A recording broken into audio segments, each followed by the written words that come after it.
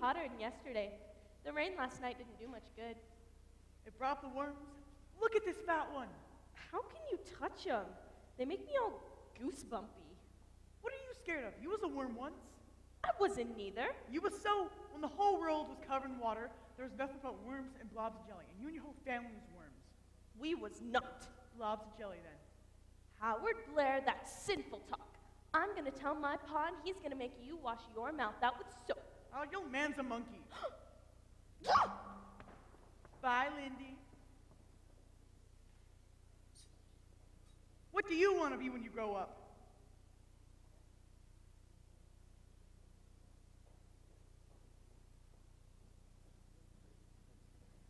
Mr. Meeker? Mr. Meeker? Who is it? Oh, hello, Rachel. Excuse the way I look. Not going away, are you? Excitement's just starting. Mr. Meeker, don't let my father know I came here. Reverend doesn't tell me his business. I don't see why I should tell him mine. I want to see Bert Cates. Is he all right? Don't see why I shouldn't be. I always figured the safest place in the world was in a jail. Can I go down and see him then? It ain't a very proper place for a preacher's daughter. I only want to see him for a minute. All right, have a seat, Rachel. I'll bring him up. You know, as long as I've been here, we ain't had nothing but drunks, vandals, a couple of chicken thieves. Best catch we had was that fella from Minnesota that chopped up his wife. We had to extradite him. Seems kind of queer having a school teacher in our jails. Who knows? Maybe he'll improve the writing on the walls.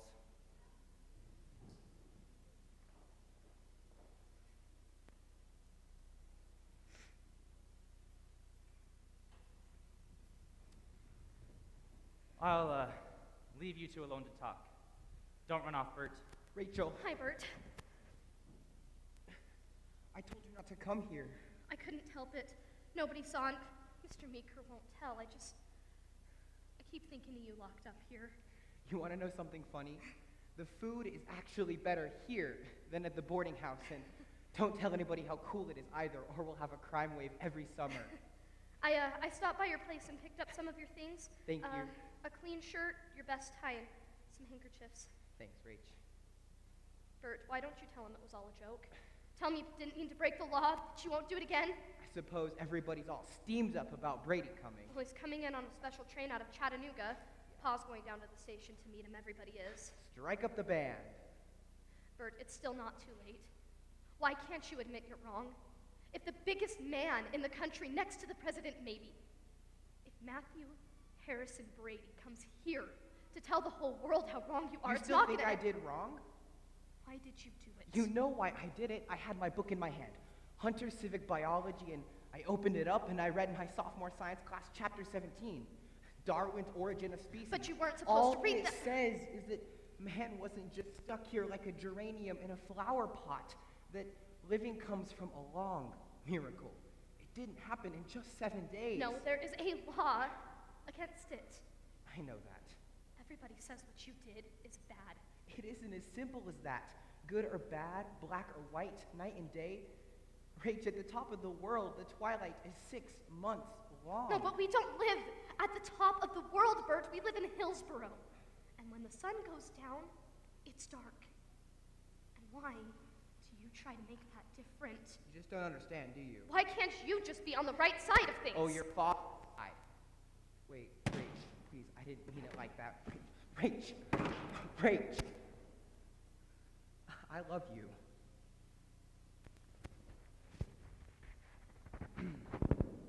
I got a sweep.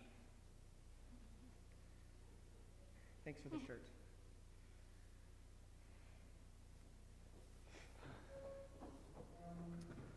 Imagine Matthew Harrison Brady coming here. You know, I voted for him for president twice. He's too young the first time, but my pa voted for him. You know, I seen him once at a Chautauqua meeting back in Chattanooga. The tent pole shook.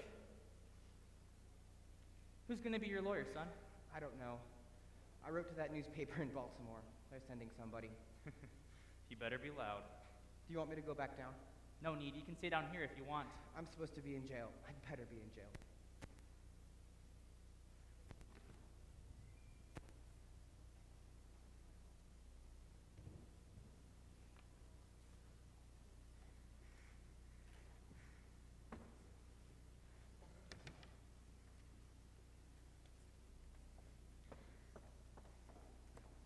Warm enough for you, Mrs. Krabs? The good Lord gave us the heat and the good Lord gave us the glands to sweat with. I bet the devil ain't so obliging. I don't intend to find out. Good morning, Reverend. Morning. Morning, Reverend. Mrs. Krebs, where's the banner? Why haven't you raised the banner? Paint and dry till just now. See that you have it up before Mr. Brady arrives. Fast as we can do it, Reverend. We must show him what kind of a community this is. Yes, Reverend. Big day, Reverend. Indeed it is. Picnic lunch ready, Mrs. Krebs? Fitting for a king. Station master says old 94's on time out of Chattanooga, and Brady's on board all right. The moment Grady gets here, people gonna pour in. Town's gonna just fill up like a rain barrel in a flood. That means business. Where are they gonna stay? How are we gonna sleep all them? They got money. We'll sleep them. Looks like the biggest day for this town since we put up coffee gardening. Hey, Ted Philly's got out his big bass drum. You gotta see what they've done to the depot. Ribbons all over the rain spouts. Lemonade! Lemonade! It's all ready, Mayor. Get your red hot hot dogs! Get your fans, courtesy of Miss Maley's Funeral Home, only 35 cents. Hey, Ma, this is just like the county fair. Would you settle down and quit your running around? And make sure you pay attention when Mr. Brady is here. Excuse me, your hair. It's fine.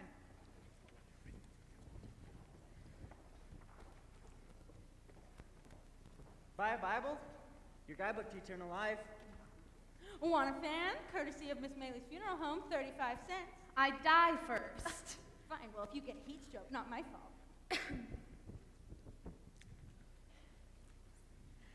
You're a stranger around here, aren't you, ma'am? You need a nice, clean place to stay? I had a nice clean place to stay, madam, and I left it to come here. You're gonna need a room. I have reservations at the mansion house. Oh. That's all right, I suppose, for them as likes having privy practically in the bedroom. The unplumbed, plumbingless depths. Hillsboro, heavenly Hillsboro, the buckle on the Bible belt. Bible? Well, now that poses a pretty problem. Which is hungrier, my stomach or my soul? Are you an evolutionist? An infidel? A sinner? The worst kind. I write for a newspaper. I'm E.K. Hornbeck of the Baltimore Herald. I don't believe I caught your name. They call me Elijah.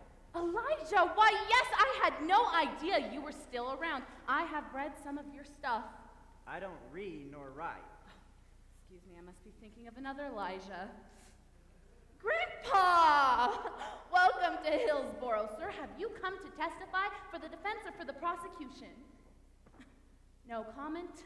Well, that's fairly safe, but I must warn you, you cannot compete with all these monkey shines. It's time to bring the banner down. A little lower. Keep it coming. Yep. Almost there. Perfect. All members of the Bible League, get ready. We must show Mr. Brady the spirit as we welcome him to Hillsboro. Amen! Shield your eyes, monk. You're about to meet the mightiest of your descendants. A man who wears a cathedral for a cloak, a church spire for a hat, whose tread has the thunder of the legions of the lion-hearted. You're missing the show. Somebody's got to mind the store. May I ask your opinion, ma'am, on evolution? Don't have any opinions. They're bad for business. Sound the trumpet, beat the drum. Everybody's come to town to see your competition, Monka, live breathing in the country cooler. A high school teacher, wild, untamed.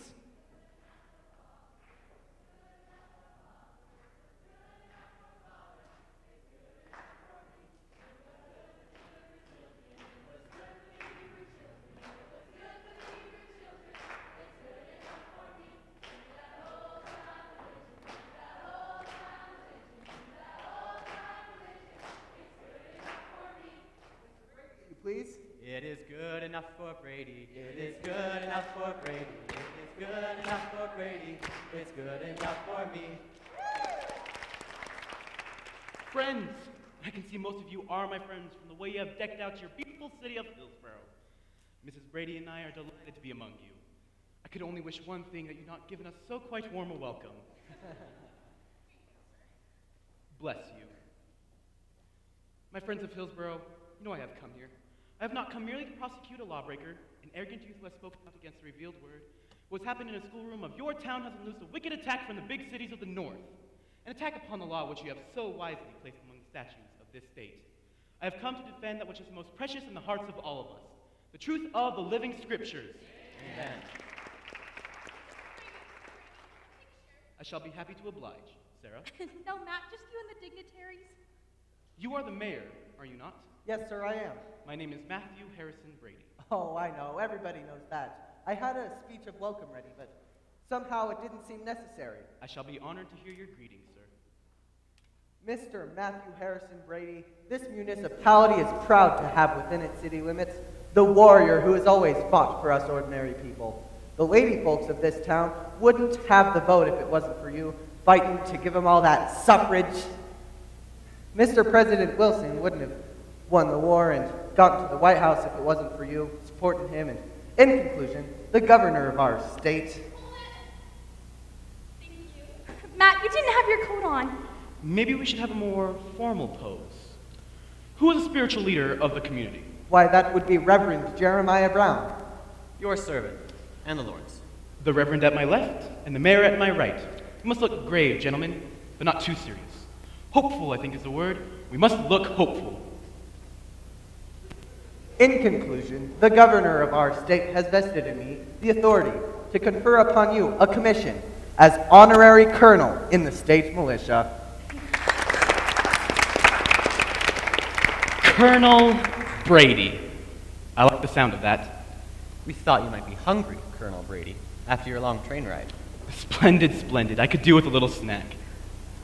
It's nice to meet you, sir. It's nice to meet you, too. The name is Howard Blair, sir. It's nice to meet you. Nice to meet you, too, Howard. You know, Mr. Brady, Colonel Brady, we all voted for you here 3 times. I trust it was in 3 separate elections.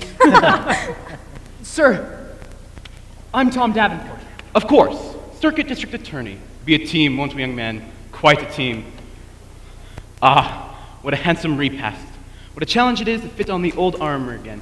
To test the steel of our truth against blasphemies of science. To stand for all that is holy. Matthew, it's a warm day. Remember, the doctor told you not to overeat. Don't worry, Sarah. Just a bite or 2. Now, who among you knows the defendant? Cates is his name? Well, we all know him, sir. Everybody in Hillsborough knows about everyone else. Can someone tell me, is this Cates a criminal by nature? Oh, no, Bert isn't a criminal. He's good. He just... Wait, are you Mr. Cates' friend? Well, I can't tell you anything more about him than anybody else. Rachel, my daughter would be pleased to answer any questions you have about Bertram Cates. Your daughter, Reverend. You must be proud indeed. Now, my dear, how did you become acquainted with Mr. Cates? At school. I'm a school teacher, too. I trust you teach according to the precepts of the Lord. I try. My pupils are only 2nd graders. Tell me, has Mr. Cates ever tried to pollute your mind with his heathen dogma? Bert isn't a heathen. I understand your loyalty. This man, the man in your jailhouse, is a fellow schoolteacher. Likable, no doubt. And you are loath to speak out against him before all these people. Think of me as a friend, Rachel, and tell me, what troubles you? So, who's going to be the defense attorney? We don't know yet. It hasn't been announced. Whoever it is, he won't be much of a threat against your husband, will he, Mrs. Brady? Well, I disagree. Who are you? I'm E.K. Hornbeck of the Baltimore Herald. Hornbeck. I am a newspaperman bearing news. When this sovereign state determined to indict the sovereign mind of a less than sovereign school teacher, my editors decided there was more than a headline here. The Baltimore Herald, therefore, is happy to announce that it is sending 2 representatives to heavenly Hillsborough. The most brilliant reporter in America today, myself, and the most agile legal mind of the 20th century, Henry Drummond. Drummond? Henry Drummond, the agnostic. A vicious, godless man. Merry Christmas and a jolly 4th of July. Henry Drummond for the defense. Well, he is an agent of darkness. We can't let him in the town. I don't know by what law we could keep him out. I'll look it up in the town ordinances. I saw him once in a courtroom in Ohio. A man was on trial for the most brutal crime. Even though he knew and admitted that the accused was guilty, he perverted the evidence to cast guilt away from the accused and onto you, me, and all of society. Henry Drummond? Oh, dear me. I can still see him. He's a slouching hulk of a man, the head that juts out like an animal. You look into his face, and you wonder why God made such a creature. And then you realize that God didn't make him. He's a creature of the devil, perhaps even the devil himself. Matthew, they're bringing Henry Drummond for the defense. Drummond? Henry Drummond? We won't let him into town. No. I believe we should welcome Henry Drummond. Welcome him? If the enemy sends its Goliath into battle, it magnifies our cause. Henry Drummond has stalked the courtrooms of this town for 40 years. When he fights, headlines follow. The whole world will be watching our victory over Drummond. If St. George had slain a dragonfly, who would remember him? Would you like to finish out the pickled apricots, Mr. Brady? It'd be a pity to see them go to waste. Matt, you don't I think... have to build up my strength, Sarah, for the battle ahead. Now what will Drummond do? He'll try to make us forget about the lawbreaker and put the law on trial. But we will have an answer for Mr. Drummond, right here, in some of the things this sweet young lady has told me. Oh, no, Mr. Brady, those aren't things A that fine you girl, can... Reverend. A fine girl. She has always been taught to do the righteous thing. I'm sure she has. A toast, then. A toast to tomorrow, to the beginning of the trial and to the success of our cause, and a toast in good American lemonade. Amen. Mr. Mayor, I think it's time for Mr. Brady's nap. He always likes to nap after a meal. There is a suite prepared over at the mansion house. I think you'll find your bags already there. Very thoughtful and considerate of you. If you come with me, it's only across the square. I would like to thank the members of the Ladies' Aid for preparing this nice little picnic repast. It was our pleasure, sir. And if I seem to pick up my food, I don't want you to think I didn't enjoy it. But you see, we had a box lunch on the train.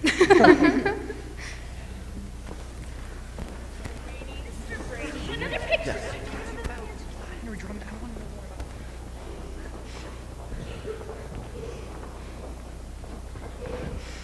Mr. Meeker? Mr. Meeker! Bert! Bert, can you hear me? Bert, you've got to tell me what to do. I don't know what to do, Mr. Brady. I give advice at remarkably low hourly rates. What are you doing here? Well, I'm inspecting the battlefield. The night before the battle, before it's cluttered with the debris of journalistic campfires. Wait, why do you want to see Bert Cates? What's he to you or you to him?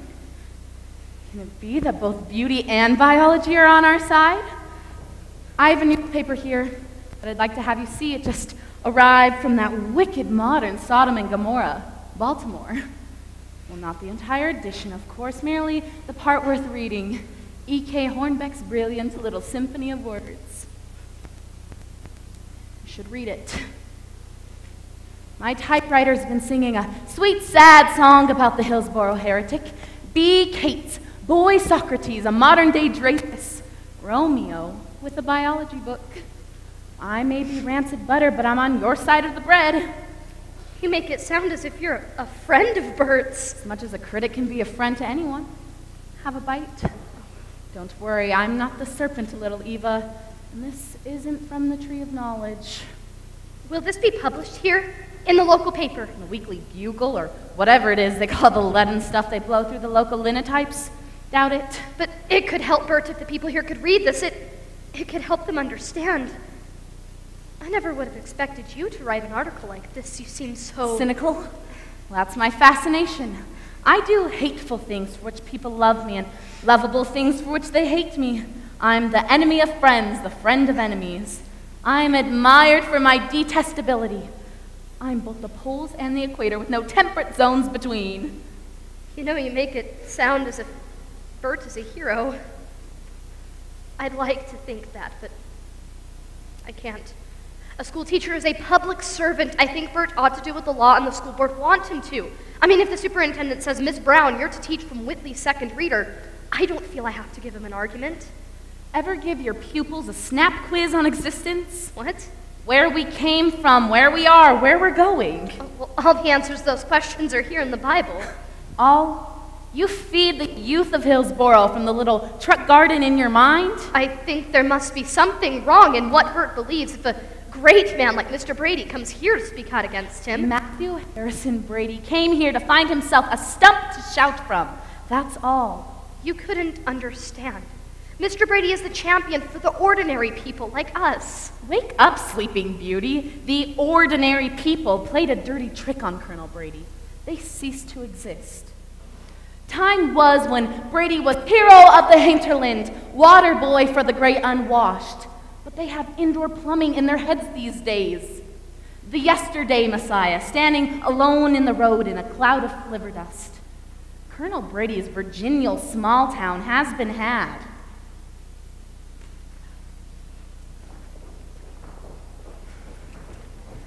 Gonna be a hot night, Mrs. McLean. I thought we'd get some relief when the sun went down. Here. Thank you. Sure you don't want one? Alrighty.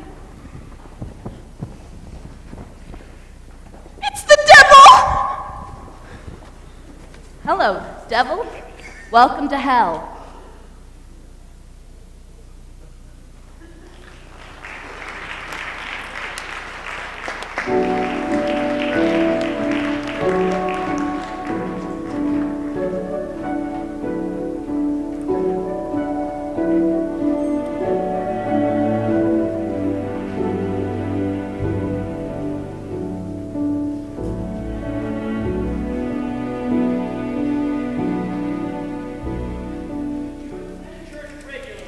Bannister. Only on Sundays. That's good enough for the prosecution. We accept this man as a member of the jury. One moment, Mr. Bannister. You're not excused. I wanted that there front seat in the jury box. Well, hold your horses, Mr. Bannister. You may get it yet. Mr. Drummond, you may examine the venirement. Thank you, Your Honor. Now, Mr. Bannister, how come you're so excited to get that front row seat right there? Well, everybody says it's going to be quite a show. I heard the same thing. Tell me, have you ever read anything in a book about evolution? Nope. Or heard of a fella named Charles Darwin? Can't say I have. Well, I bet you've read your Bible. Nope. How come? Can't read. Well, you are fortunate. You'll do. Take your seat, Mr. Bannister. Mr. Meeker, will you call a venirement to fill the eighth and final seat on the jury? Your Honor, before we continue, will the court entertain a motion on a matter of procedure? Will the learned prosecutor state the motion? It has been called to my attention that the temperature in this courtroom is 97 degrees Fahrenheit, and it may get hotter. I do not feel that the dignity of the court will suffer if we remove a few superfluous outer garments. Does the defense have any objection to Colonel Brady's motion? I'm not sure the dignity of the court can be upheld with these golluses I've got on. We'll take that chance, Mr. Drummond. Those who wish to remove their coats may do so.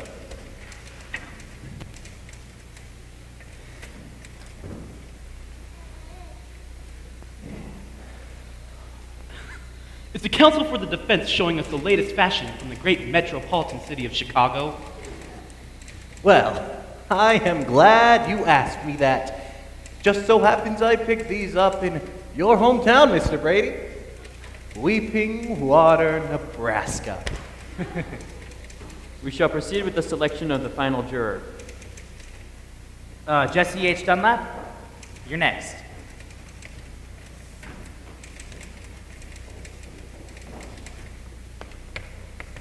State your name and occupation.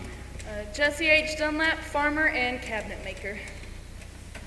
Do you believe in the Bible, Miss Dunlap? I believe in the Holy Word of God, and I believe in Matthew Harrison Brady. The prosecution will accept this woman as a member of the jury. Very well. Mr. Drummond? No questions. Not acceptable. Your Honor, does Mr. Drummond refuse this woman a place on the jury simply because she believes in the Bible? If you find an evolutionist in this town, you can refuse them. I object to the defense attorney rejecting a worthy citizen without so much as asking her a question. All right. I'll ask her a question. How are you? Kinda hot. So am I. Excused. You are excused from jury duty, Mrs. Dunlap. You may step down. I object to the note of levity which the counsel for the defense is introducing into these proceedings. The bench agrees with you in spirit, Colonel Brady. And I object to all this damned colonel talk. I am not familiar with Mr. Brady's military record. Well, he was made an honorary colonel in our state militia the day he arrived in Hillsborough. The use of this title prejudices the case of my client. It calls upon the picture of the prosecution astride a white horse, blazing the uniform of a militia colonel with all the forces of right and righteousness marshaled behind him. What can we do? Break him. Make him a private. I have no serious objection to the honorary title of Private Brady. Well, I can't take it back.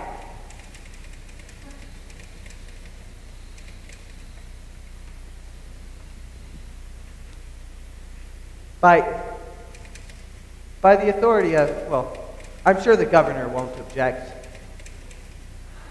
I hereby appoint you, Henry Drummond, as temporary honorary colonel in the state militia.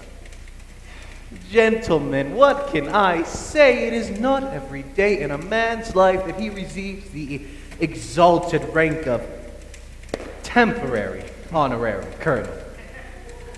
It will be made permanent, of course, pending the proper papers over the governor's signature. I thank you. Colonel Brady, Colonel Drummond, you will examine the next bannerman. George Sellers?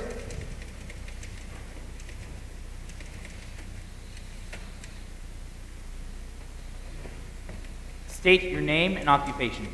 George Sillers, I work at the feed store. Tell me, sir, would you consider yourself a religious man? I guess I'm religious as the next man. In Hillsborough, sir. It means a great deal. Do you have any children, Mr. Sillers? Not as I know of. If you had a son, Mr. Sillers, or a daughter, what would you think if that sweet child came home from school and told you that a godless teacher— Objection! We're supposed to be selecting members of the jury. The prosecution is denouncing the defendant before the trial's even started. Objection sustained. Mr. Sillers, do you have any personal opinions regard to the defendant that might prejudice you on his behalf? Kate, I hardly know him. Bought some Piedmonts for me once, paid his bill. Mr. Sillers impresses me as an honest, God-fearing man. I accept him. Thank you, Colonel Brady. Colonel Drummond?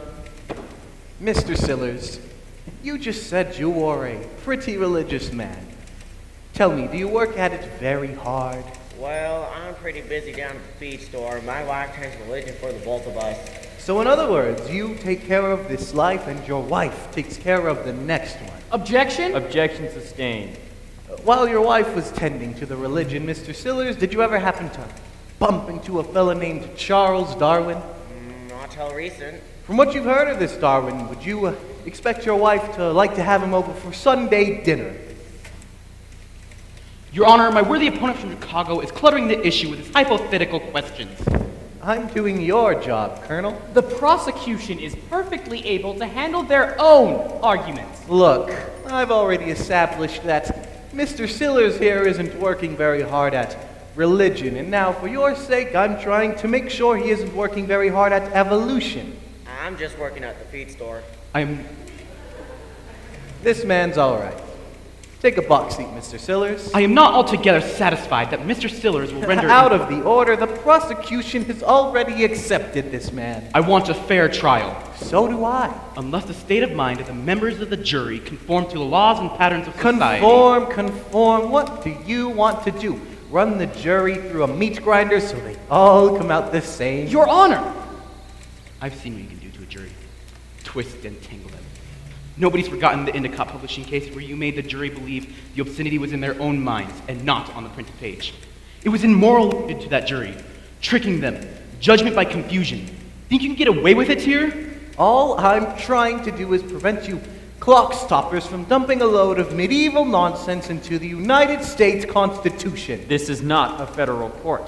Well, damn it, you've got to stop them somewhere. Gentlemen, you are both out of order. The bench holds that the jury has been selected. Due to the lateness of the hour and the unusual heat, this court stands recessed until 10 o'clock tomorrow morning. The Reverend Brown has asked me to make this announcement. There will be a prayer meeting tonight on the courthouse lawn to pray for justice and guidance. All are invited. Your Honor, I object to this commercial announcement. Commercial announcement? For Reverend Brown's product. Why won't you announce that there will be an evolutionist meeting? I have no knowledge of such a meeting. That's understandable. It's bad enough that everyone walking into this courtroom has to walk underneath that giant banner that says, "Read your Bible." Your Honor, I want that sign taken down. Or else I want another one put up, just as big, with just has big letters that says, "Read your Darwin." That's preposterous. It certainly is. You are out of order, Colonel Drummond. This court stands recessed.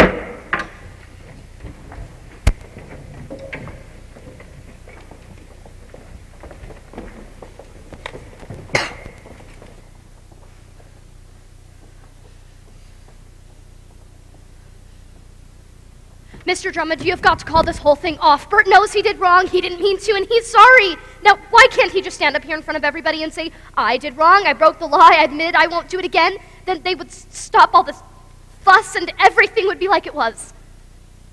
Who are you? I'm a friend of Bert's. Well, how about it, boy? You getting cold feet?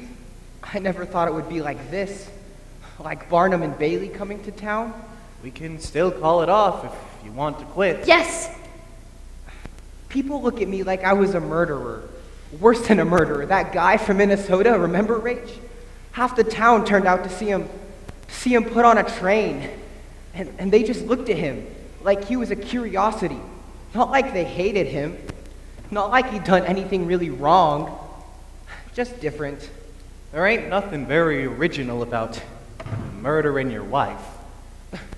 Who I thought were my friends look at me like I had horns growing out of my head. Murder a wife? It ain't nearly as bad as killing one of their fairy tale notions. Kill one of their fairy tale notions, and they'll call down the power of God, Brady, and the state legislature. You make a joke out of everything. You seem to think this is so funny. Lady, when you lose your power to laugh, you lose your power to think straight. But Mr. Drummond, I can't laugh. I'm really scared. Good. You'd be a damned fool if you weren't. You know you're supposed to be helping Bert, but every time you swear, you make it worse for him. Oh, I'm sorry if I offend you, but you see, I don't swear just for the hell of it. You see, I figure that language is a poor enough means of communication as it is, so we might as well use all the words we've got. Besides, there are damned few words that everyone understands. You don't care anything about Bert. You just want a chance to make speeches against the Bible. I care a great deal about Bert. I care about what Bert thinks. Well, I care about what the people in this town think of him. Can you buy back his respectability by making him a coward? I understand what Bert is going through. It's the loneliest feeling in the world to find yourself standing when everyone else is sitting. To have everyone look at you and ask, what's the matter with him? I know. I know what it feels like to be walking down an empty street, listening to the sound of your own footsteps, shutters closed and blinds drawn and doors locked against you, and sometimes you just don't know whether you're walking towards something or just walking away. Gates, I'll change your plea and we'll call off this whole business on one condition. If you honestly believe that you've committed criminal acts against the citizens of this state and the minds of their children, if you honestly believe that you're wrong and the law's right, and to hell with it. I'll pack up my grip and go back to Chicago, where it's a cool 100 under the shade. Bert knows he did wrong, don't you, Bert? Don't prompt the witness. What do you think, Mr. Drummond? I'm here. That tells you what I think. Well, what's the verdict, Bert? Are you going to find yourself guilty before the jury does? No, sir. I'm not going to quit. Bert. It wouldn't do any good now, Rach. Anyhow, if you'll stick by me, we can fight it out. No, I don't know what to do now. What's the matter? I don't want to, but Mr. Brady says that What does Brady say? They want me to testify against Bert. You can't. Look, I don't mean to rush you, Bert, but we gotta close up. Just give me a second.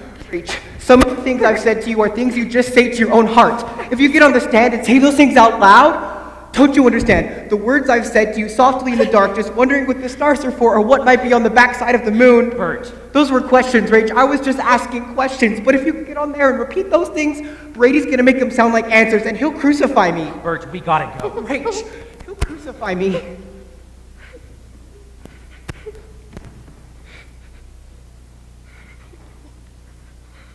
What's your name? Rachel what? Rachel Brown, can they make me testify?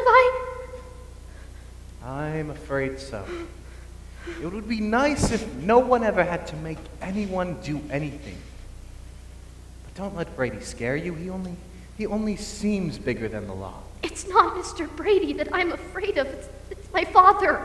Who's your father? The Reverend Jeremiah Brown. You know, I remember feeling this way when I was a little girl. I'd wake up at night terrified of the dark sometimes. I'd think that my bed was on the ceiling and the whole house was upside down, and if I didn't hang on to the mattress, I might fall out into the stars. And I used to want to run to my father and have him tell me that I was safe, that everything was okay, but I was always more afraid of him than I was of falling. It's the same way now. Is your mother dead? I never knew my mother. Is it true? Is Bert wicked? Bert Cates is a good man. Maybe even a great one. And it takes strength in a woman to love such a man, especially when he's a pariah in the community. No, I'm only confusing Bert, and he's confused enough as it is. The man who has everything figured out is probably a fool. College examinations notwithstanding, it takes a very smart man to say, I don't know the answer.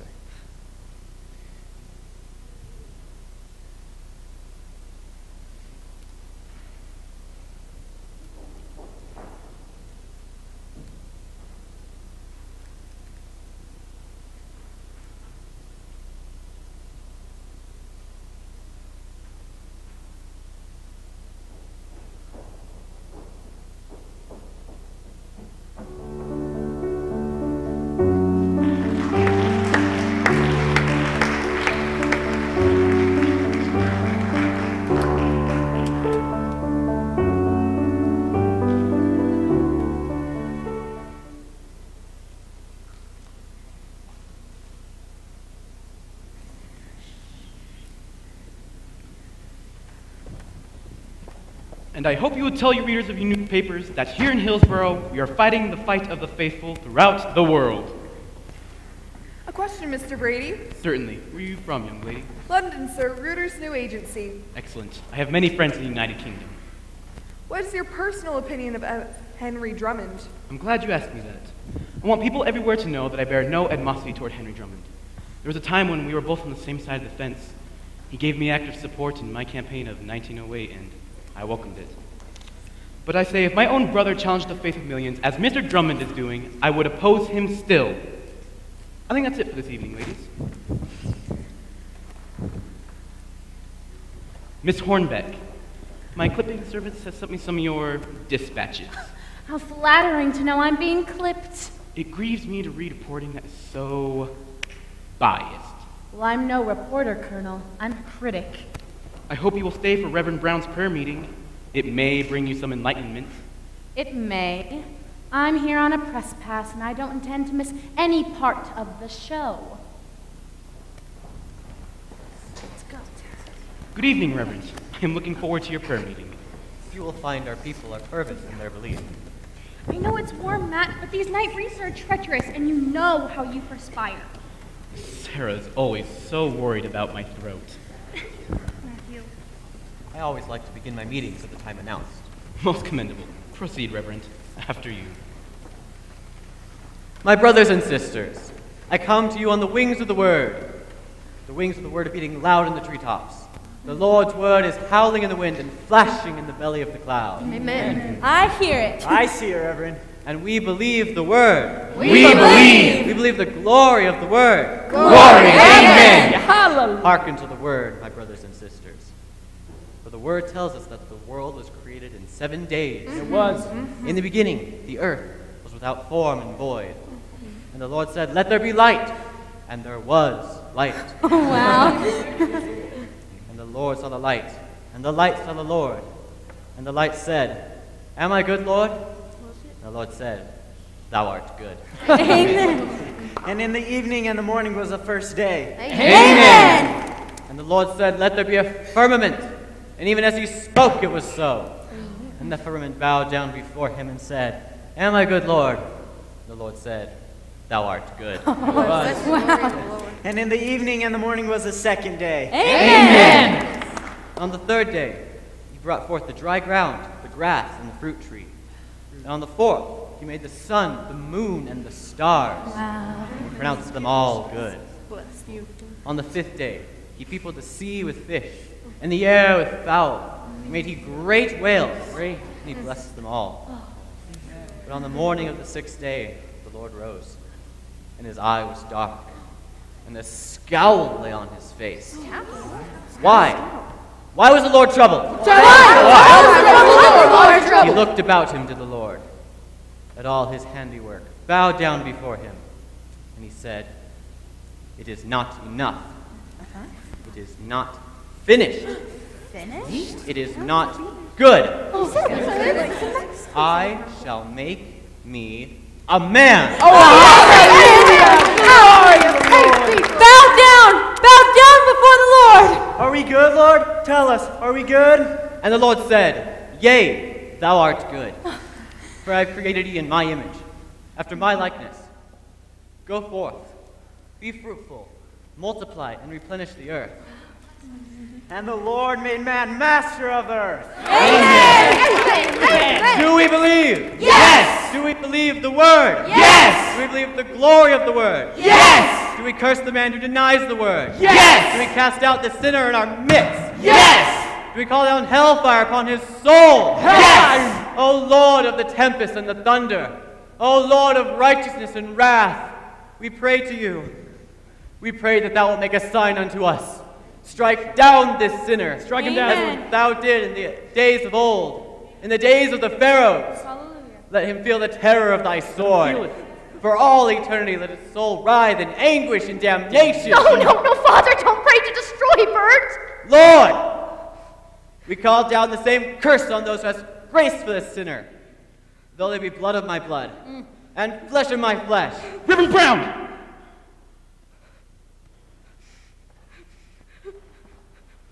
I know it is the great zeal of your faith which makes you utter this prayer, but it is possible to be overzealous, to destroy what you hope to save, so that nothing is left but emptiness. Remember the wisdom of Solomon in the book of Proverbs. He that troubleth his own house shall inherit the wind. The Bible also tells us that God forgives his children, and we, God's children, should forgive each other. My friends, return to your homes. May the blessings of the Lord be with you all. Amen. Bless you, Thank Brady. you. We all need a man like him in our life. So blessed to work with him.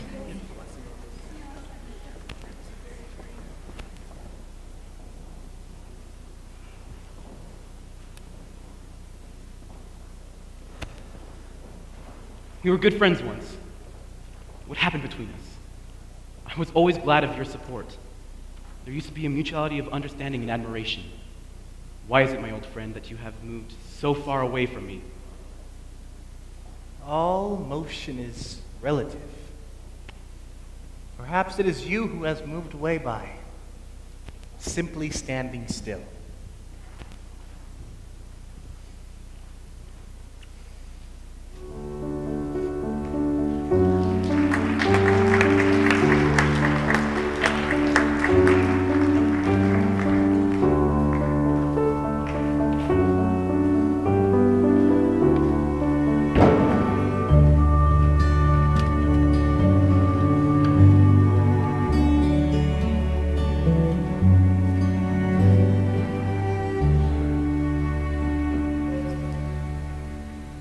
Go on, Howard.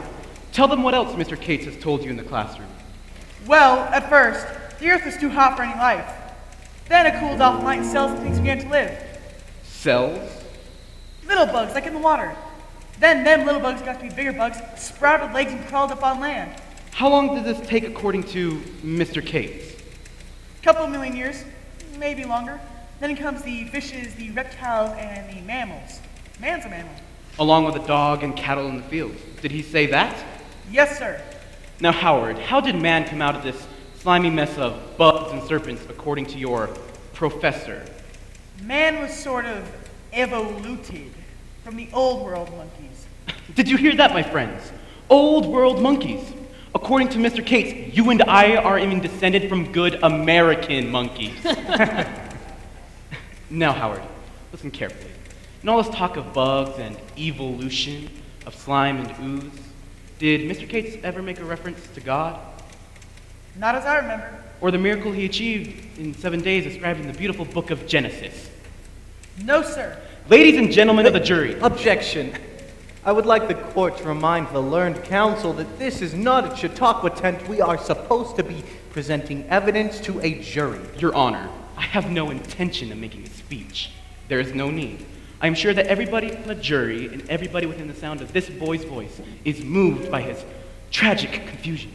That he was taught that he wriggled up like an animal, the filth and muck below. But I say, these Bible haters, these evolutionists are brewers of poison.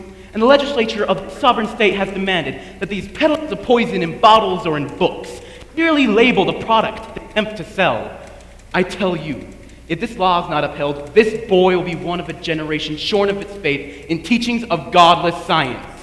Amen. But if the full penalty of the law is measured out toward Bertram Cates, the faithful, the whole world over who are watching us here and listening to our every word, will call this courtroom blessed. Your witness, sir. Well, I sure am glad Colonel Brady didn't make a speech. Howard, I just heard you say the world used to be pretty hot. That's what Mr. Cates said. Figure it's any hotter than it is right now. Guess it must have. Mr. Cates read it to us from a book. Do you know what book?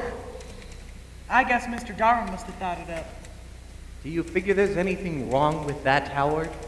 Well, Objection, I don't know. Your Honor. The defense is asking that a 13-year-old boy hand down an opinion on a question of morality. I am trying to establish, Your Honor, that Howard or Brady or anyone in this courtroom, or even you, sir, has the right to think. The right to think is not on trial. With all due respect to the bench, I hold that the right to think is very much on trial here. It is fearfully in danger in the proceedings of this court.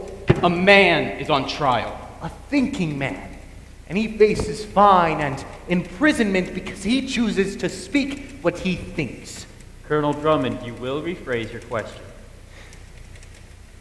Let me put it this way, Howard, all this fuss and feathers about evolution, did it ever hurt you any? Sir?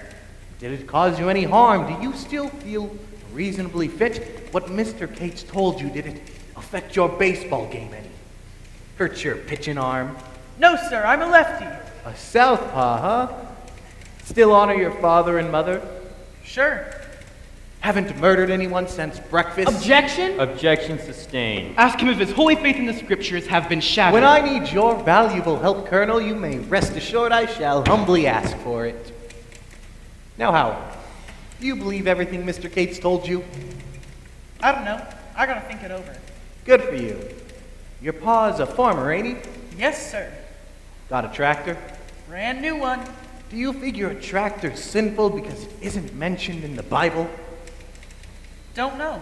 Moses never made a phone call. Does that make the telephone an instrument of the devil?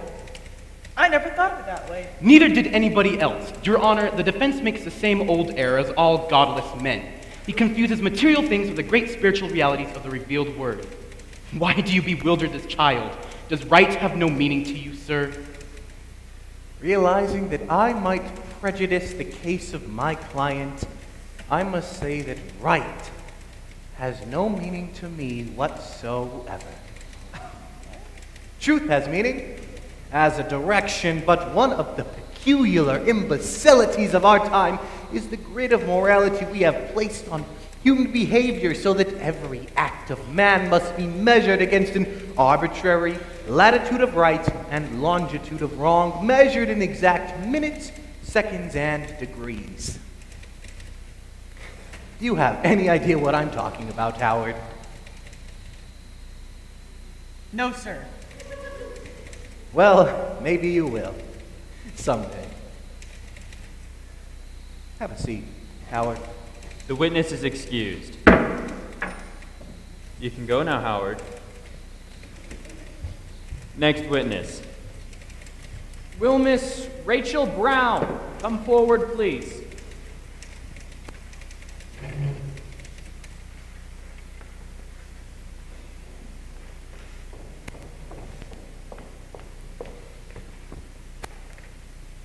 Do you solemnly swear to tell the truth, the whole truth, and nothing but the truth, so help you God? Yes. Miss Brown, you are a teacher at Hillsborough Consolidated School. Yes. So you've had ample opportunity to know the defendant, Mr. Cates, professionally? Yes. Is Mr. Cates a member of the spiritual community to which you belong? Objection, I do not understand all this chatter about religious communities. If he wants to know if they go to the same church, why does he just not ask that? Objection overruled. You will answer the question, please. I did, didn't I? What was the question? Do you and Mr. Cates attend the same church? Not anymore. Bert dropped out 2 summers ago. Why? It's what happened with the little Stebbins boy. Would you tell us about that, please? The boy was 11 years old, and he went swimming in the river, and he got a cramp, and he drowned. Bert felt awful about it. Tommy lived right next door, and he used to come over to the boarding house and look through Bert's microscope. Bert said the boy had a sharp mind and might even be a scientist when he grew up. At the funeral, Pa preached that Tommy didn't die in a state of grace because his folks hadn't had him baptized yet. Tell them what your father really said, that Tommy's soul was damned, writhing in hellfire. Religion is supposed to comfort people, not scare them to death. I will have order here. Your Honor, I request that the defendant's remarks be stricken from the record. But how can we strike this young man's bigoted opinion from the memory of this community? Now, my dear, tell us some more of Mr. Cates' personal opinions on the subject of religion. Objection! Hearsay testimony is not admissible. The court sees no objection to this line of questioning. Proceed, Colonel Brady. Will you merely repeat in some of your own words some of the conversations you've had with the defendant? Bert said... Go ahead, my dear. I can't. Need I remind you, Miss Brown, that you are testifying under oath, and it is unlawful to withhold pertinent information. Bert was just talking about some of the things that he's read, and they were... Were you shocked when he told you these things? Describe to the court in your innermost feelings when Bertram Cates said to you, God did not create man. Man created God. No. Objection! No, Bert didn't say that. He was just joking. What he said was, God created man in his own image, and man being a gentleman returned the favor. It's not that. Go on. Tell us some more. What did he say about the holy state of matrimony? Did he compare it to the breeding of animals? No! Disgusting. No, Bert didn't say that. That's not what I told you. Are you ill, Miss Brown? Would you care for a glass of water?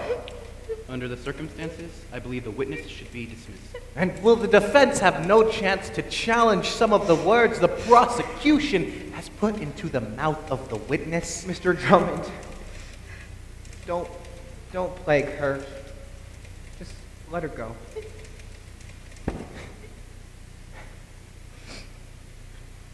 No questions. For the time being, the witness is excused.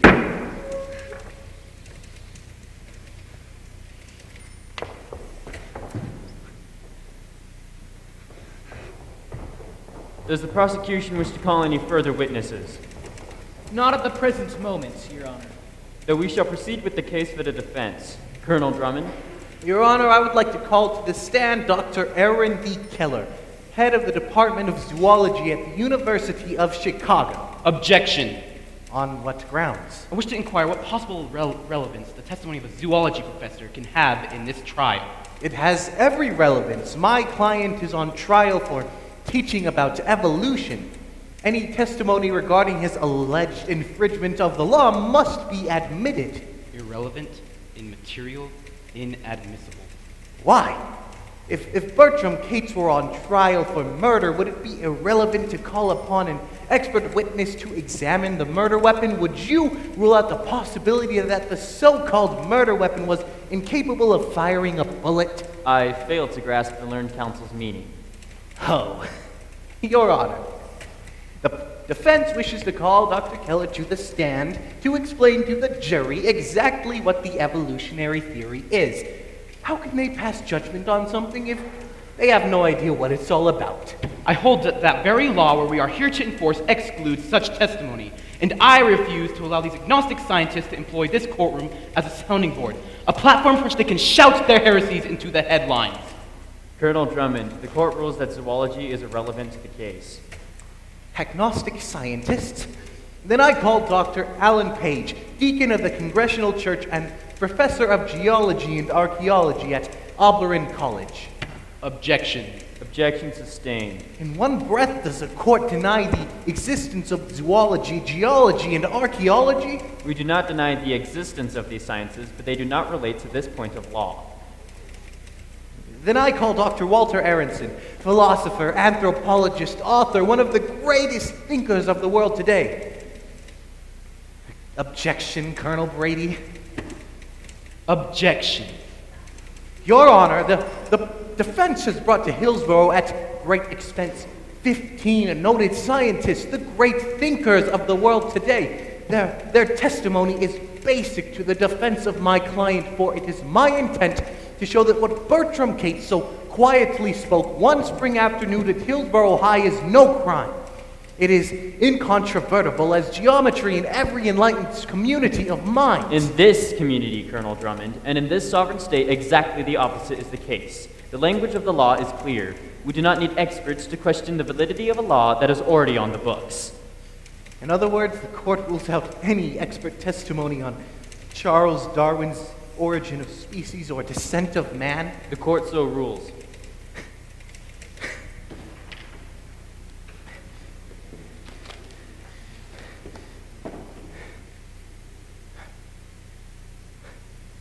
Your Honor, would the court allow expert testimony on a book now known as the Holy Bible? Any objection, Colonel Brady? If the counsel can advance the case of the defense through the use of the Holy Scriptures, the prosecution will take no exception. Good. Then I call to the stand one of the world's foremost experts on the Bible and its teachings, Matthew Harrison Brady. Your Honor, this is preposterous. It's highly unorthodox. I've never known an instance where the defense calls a prosecuting attorney as a witness. Your Honor, this entire trial is unorthodox. But the interest of right and justice will be served. I will take the stand. But Colonel Brady... The court will support you if you wish to decline to testify as a witness against your case. Your Honor, I shall not testify against anything. I shall speak out as I have all my life, on behalf of the living truth of the Scriptures. Amen. Mr. Meeker, you'd better swear in the witness, please.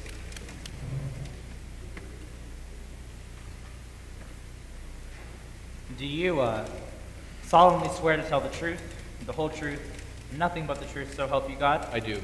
And he will. Am I correct, sir, on calling you on as an authority on the Bible? I believe it is not boastful to say that I have studied the Bible as much as any layman, and I have tried living according to its precepts.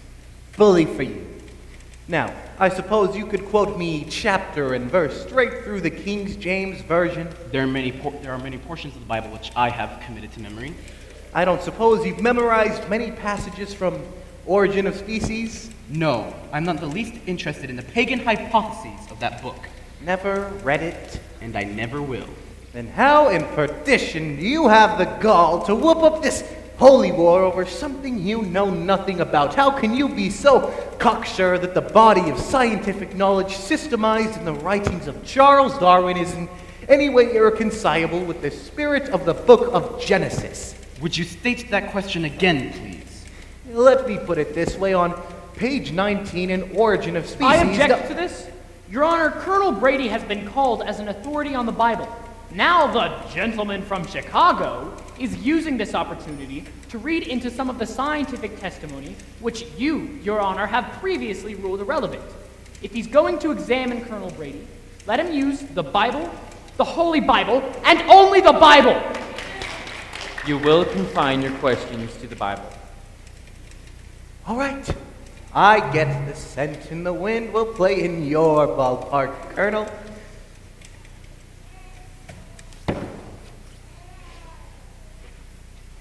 Now let's get this straight, let's get this clear. This is the book that you're an expert on. That is correct. And you believe that every word in this book should be taken literally? Everything in the Bible should be accepted exactly as it is given there. Take this part where a whale swallows Jonah. Do you figure that actually happened? The Bible does not say a whale, it says a big fish. Matter of fact, it says a great fish, but it's pretty much the same thing. What do you think about that? I believe in a God who can make a man and make a whale and make both do what he pleases. I want those amens in the record. I recall a story about Joshua making the sun stand still. Now, as an expert, you tell me that's as true as this Jonah business, right? That's a pretty neat trick. Do you suppose Houdini could do it? I do not question or scoff the miracles of the Lord, as do ye of little faith. Have you ever pondered about just what would happen to the earth if the sun stood still? You can testify to that if I get you on the stand. If they say that the sun stood still, they must have had the notion that the sun moves around the earth. Is that the way of things, Colonel, or don't you believe that the earth moves around the sun? I have faith in the Bible. You don't have much faith in the solar system. The sun stopped. Good. Now, if what you say factually happened, if Joshua stopped the sun in the sky, then the earth stopped spinning on its axis. Continents toppled over each other, and mountains flew out into the sky, and the earth, arrested in its orbit, shriveled to a cinder, and crashed into the sun. How come they missed this tidbit of news? They missed it because it didn't happen. Well, it must have happened according to natural law. Or don't you believe in natural law, Colonel Brady? Would you like to ban Copernicus from the classroom as well as Darwin? Pass a law to wipe out all scientific development since Joshua, Revelations, period. Natural law was born in the mind of Heavenly Father. He can change it, cancel it, use it as he pleases. It constantly amazes me that you apostles of science, for all your supposed wisdom, fail to grasp this simple fact. Listen to this. And Cain went out from the presence of the Lord into the land of Nod, east of Eden, and Cain knew his wife. Where the hell did she come from? Who? Mrs. Cain, Cain's wife. If in the beginning there was only Adam and Eve and Cain and Abel, where did this extra woman come from? I will leave the agnostics to hunt for her. Never bothered you? Never bothered me. Never tried to find out? No. Do you suppose someone pulled off another creation over in the next country? The Bible satisfies me. It is enough. It frightens me to imagine the state of learning in this world if everyone had your driving curiosity.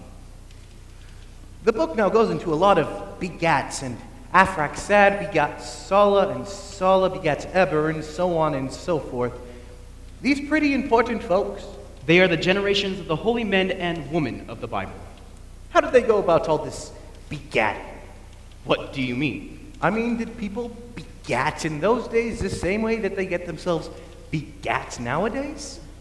The process is about the same. I don't think your scientists have improved it any. So in other words, these holy men and women were brought forth through the normal biological function known as sex.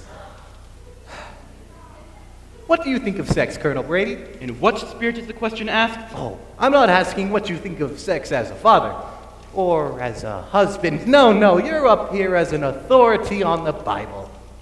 What's the biblical evaluation of sex? It is considered original sin. So all these holy men and women were brought forth through the original sin? All this sinning make them any less holy? Your Honor, where is this leading us? What does this have to do with the state versus Bertram case? Colonel Drummond, the court must be satisfied that this line of questioning has some relevance to the case. You've ruled out all my other witnesses. I must be allowed to examine the one witness you've left me in my own way. Your Honor, I am willing to sit here and endure Mr. Drummond's sneering and disrespect, for he's pleading the case of the prosecution by his contempt for all that is holy. I object! On what grounds? Is it possible that something is holy to the celebrated agnostic? Yes, the individual human mind in a child's power to master the multiplication table. There is more sanctity than in all your shouted amens, holy holies, and hosannas. An idea is a greater monument than any cathedral, and the progression of man is more of a miracle than any sticks turned to snakes or parting of waters. And are we to halt this march of progress because Brady frightens us with a fable? Ladies and gentlemen, progress has never been a bargain. You've got to pay for it. Sometimes I feel like there is a man sitting behind a desk who says, all right, you can have a telephone, but you have to give up your privacy, the charm of distance, madame.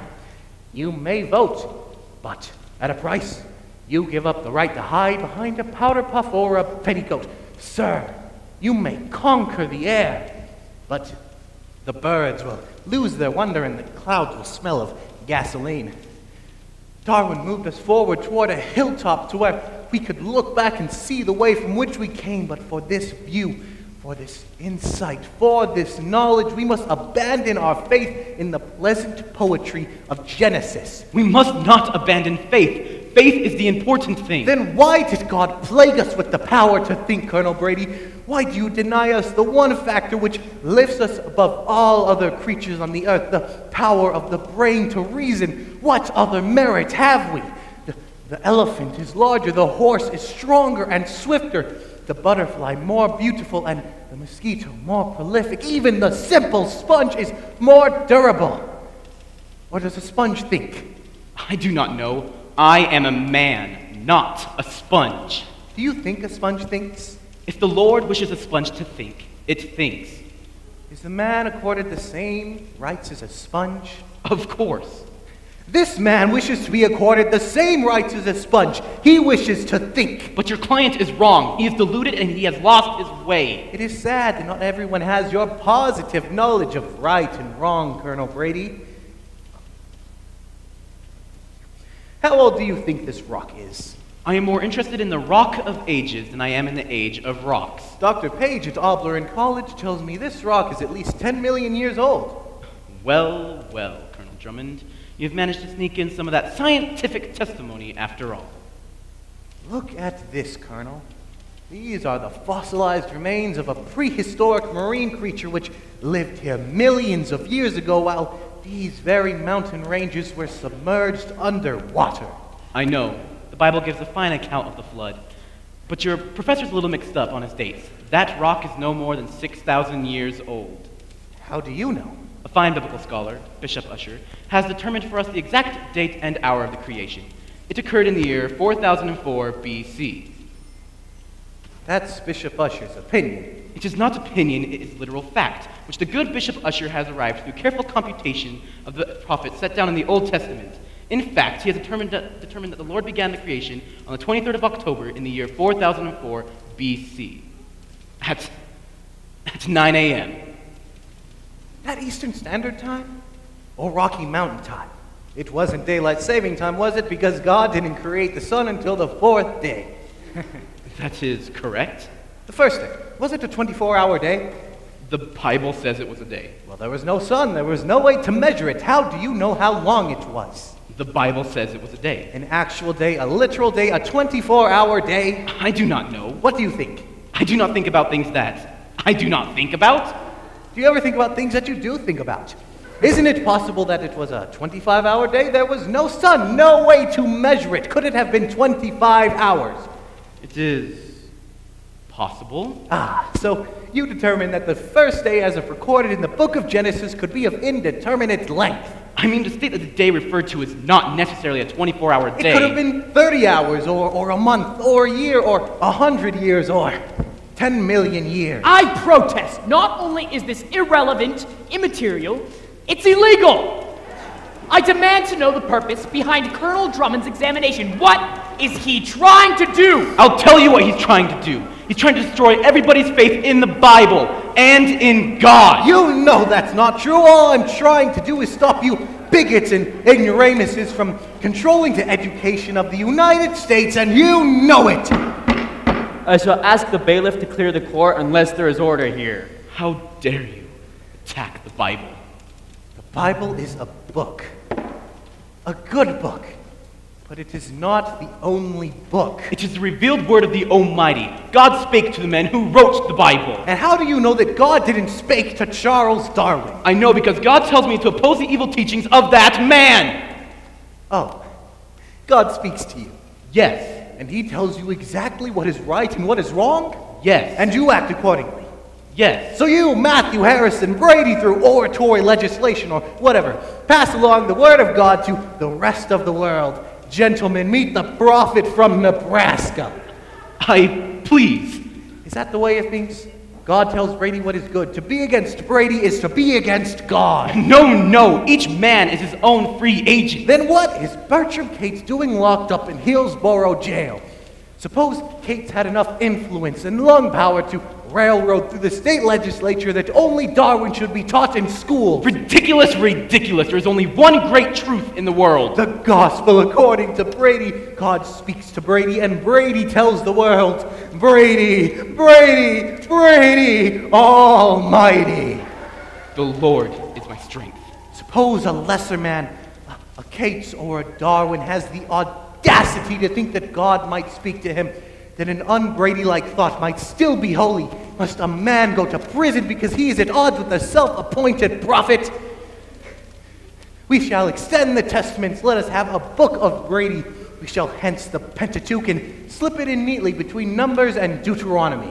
My friends, my followers, Your Honor, ladies and gentlemen. The witness is excused. All of you know what I stand for, what I believe in. I believe in the book of Genesis, Exodus, Leviticus, Numbers, Deuteronomy, Joshua, Judges, Ruth, 1 Samuel, 2 Samuel, 1 Your Honor, this completes my testimony. The witness is excused. Isaiah, Jeremiah, Lamentations, Ezekiel, Daniel, Hosea, Joel, You Amos, are excused, Colonel Brady. Jonah, Micah, Nahum, Habakkuk, Zephaniah. This court stands recessed until 10 o'clock tomorrow morning. Your Honor, a guide. I'd like to speak to you about removing all of this from the record. Zechariah, Malachi. Matt, you can stop. They're leaving. They're laughing at me. No, honey, no, they're not. They're not laughing. I can't stand it when they laugh at me. It's okay. It'll be okay. It's gonna be okay.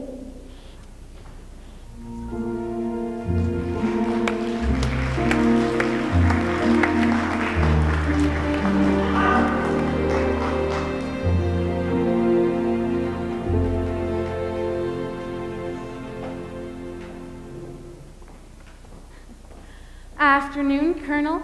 Is the jury still out swatting flies and wrestling with justice in that order? Oh, miss this courthouse, won't you, Colonel? Oh, Hillsborough, a melange of Moorish and Methodist. Must have been designed by a congressman. Mr. Drummond, what's going to happen? What do you think is going to happen, Bert? Do you think they'll send me to prison? They could. They never let you see anybody from the outside, do they? I mean, you can just talk to a visitor through a window? No, it's not nearly as bad as that. When they started this whole little fire here, they never expected it to light up the entire sky.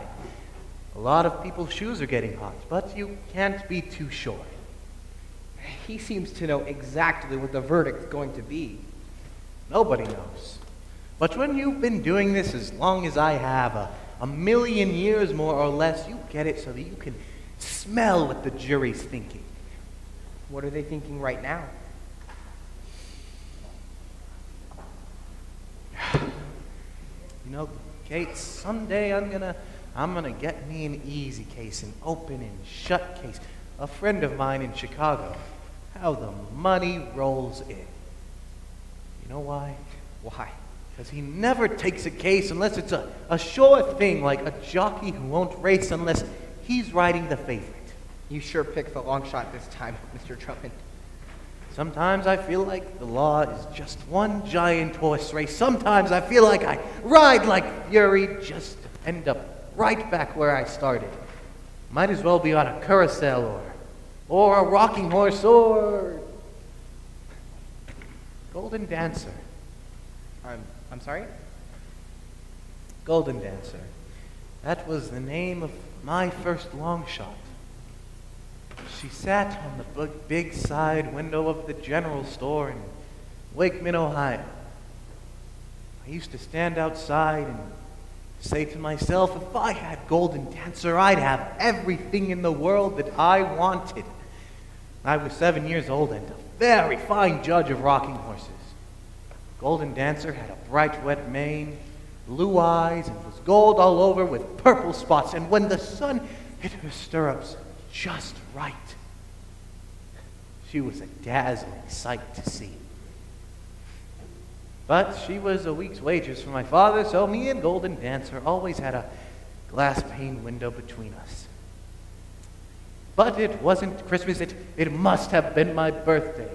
One morning I woke up and there she was, right beside my bed, Golden Dancer. I hopped on the saddle and started to rock, and she broke. She snapped in two. The wood was rotten and she was held together with spit and sealing wax, all shine and no substance. So Bert, whenever you see something bright and shiny, perfect seeming, with purple spots, look behind the paint. And if it's a lie, expose it for what it really is. Your Honor, I think this is the best place to put it. There's no precedent for this sort of thing. You understand, sir, we're making radio history. I'll allow it, provided you don't interfere with the business of the court.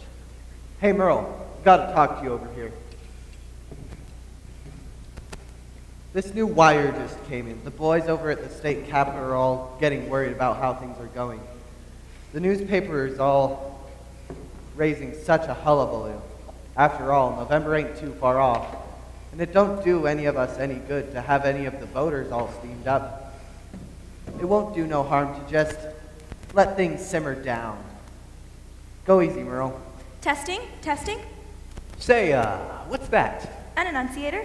Are you going to broadcast? We have direct wire to WGN Chicago. As soon as the jury comes in, we'll announce the verdict.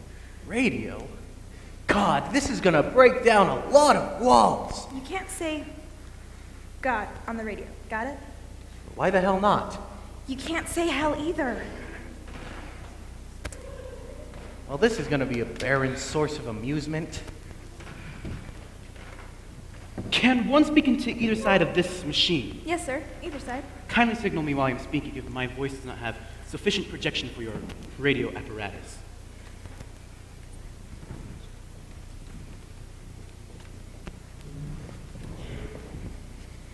Everybody rise. Court will now reconvene in the case of the state versus Bertram Cates. Can you tell what they're thinking? Ladies and gentlemen, this is Harriet Easterbrook speaking to you live from the courthouse in Hillsborough, where the jury is just returning to the courtroom to render its verdict in the famous Hillsborough monkey trial case. The judge has taken the bench, and in the next few minutes, we shall know whether Bertram Cates will be found innocent or guilty. Ladies and gentlemen of the jury, have you reached a decision? Yes, sir, we have, Your Honor.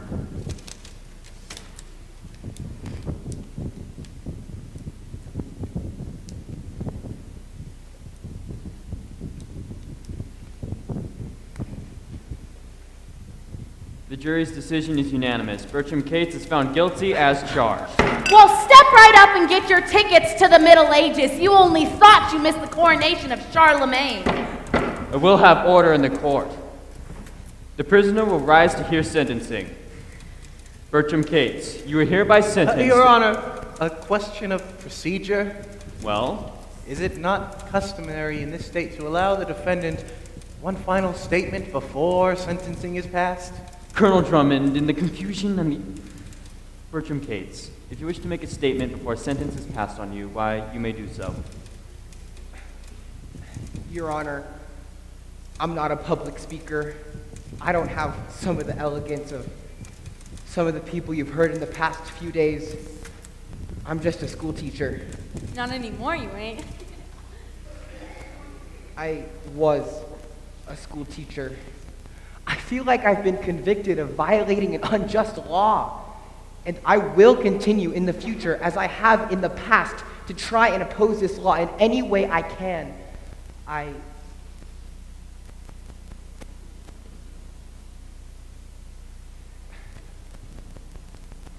Bertram Cates, this court has found you guilty of violating Public Act Volume 37, Statute Number 31428 as charged. This violation is punishable by fine and/or imprisonment.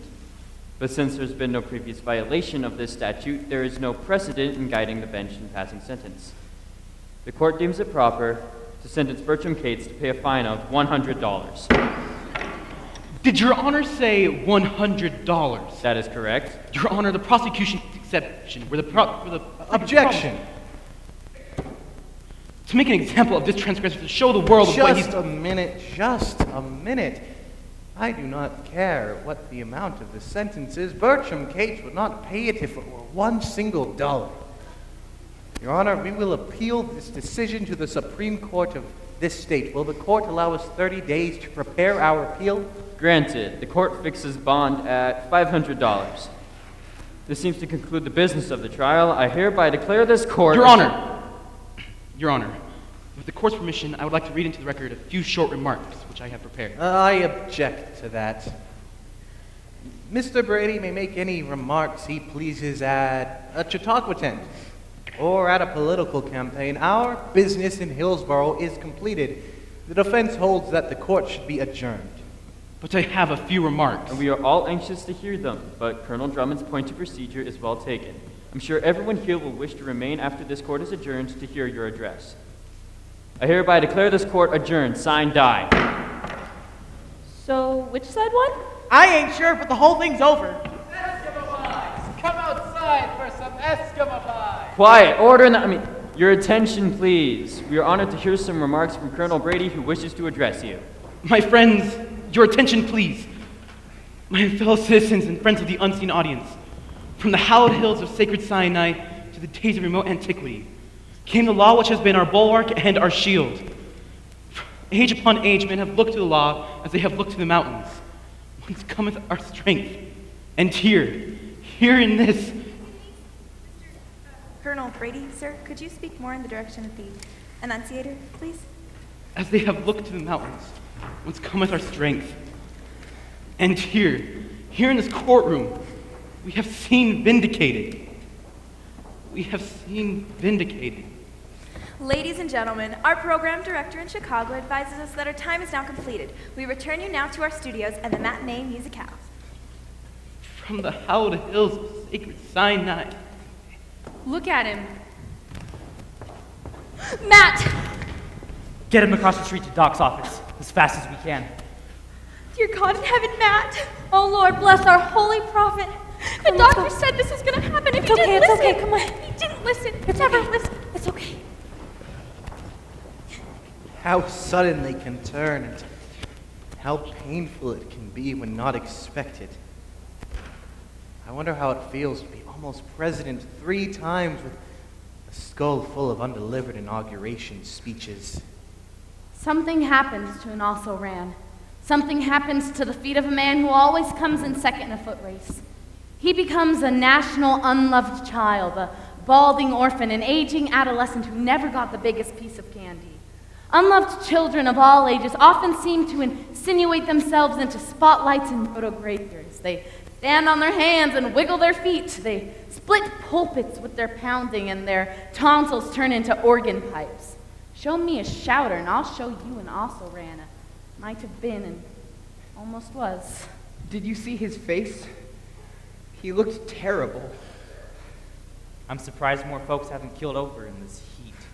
Give him an hour or so to sweat away the pickles and the pumpernickel.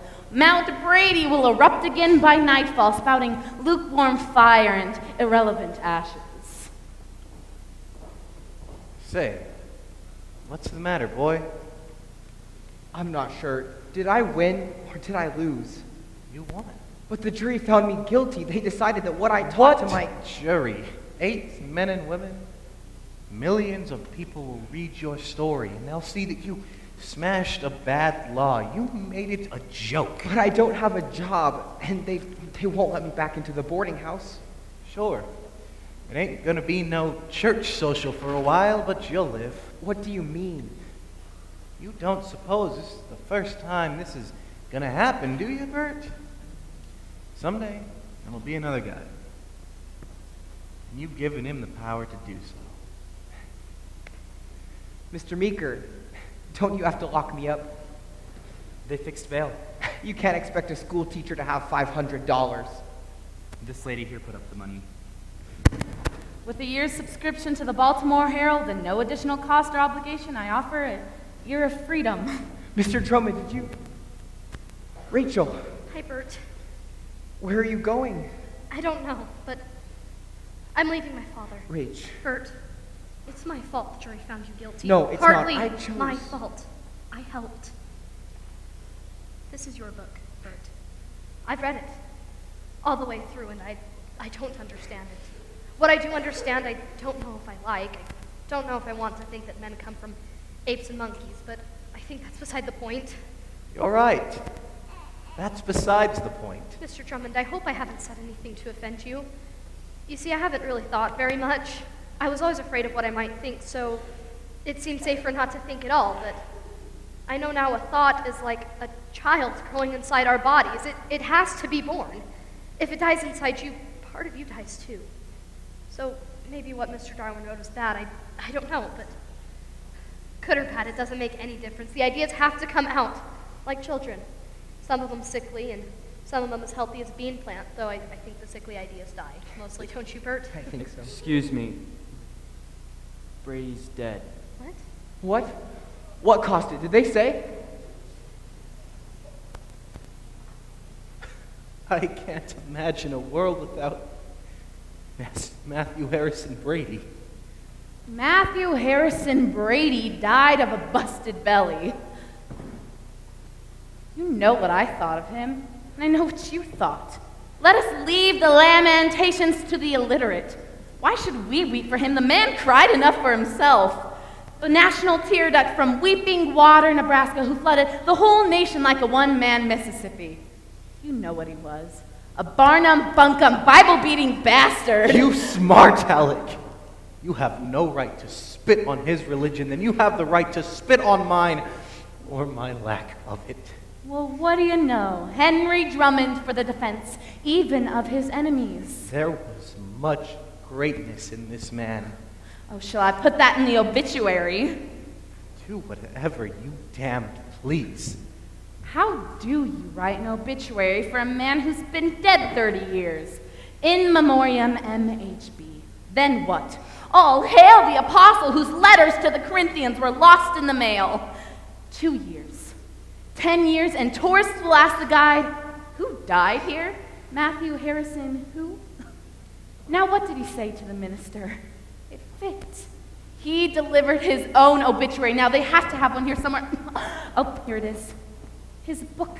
What was it, Proverbs? He that troubleth his own house shall inherit the wind, and the fool shall be made servant to the wise in heart. We're growing an odd crop of agnostics this year. I'm growing damned tired of you, Hornbeck. Why? You never pushed a verb against a noun except to blow up something. That's a typical lawyer's trick, accusing the accuser. What am I accused of? I accuse you of contempt of conscience, self-perjury, kindness of forethought, sentimentality in the first degree. Why? Because I refuse to throw away a man's life. I tell you, Brady had the same rights as Kate's. The right to be wrong. Be kind to bigots, weak. Since Brady's dead, oh, we must be kind. God, how the world is rotten with kindness. A giant once lived in that man's body, but Brady got lost because he was looking for God too high up, too far away. You hypocrite. You fraud! You are more religious than he was. Excuse me, ladies and gentlemen, but I must get myself to a typewriter and hammer out the story of an atheist who believes in God. Thanks for the... Colonel Drummond, Kates, I resign from the state militia. I hand in my sword. Doesn't it cost a lot of money for an appeal? I can't pay you. I didn't come here to get paid, Bert. Well, I'd better get myself on a train. There's one out at 5:13. Bert, you and I can be on that one too. I'll get my stuff. I'll help you.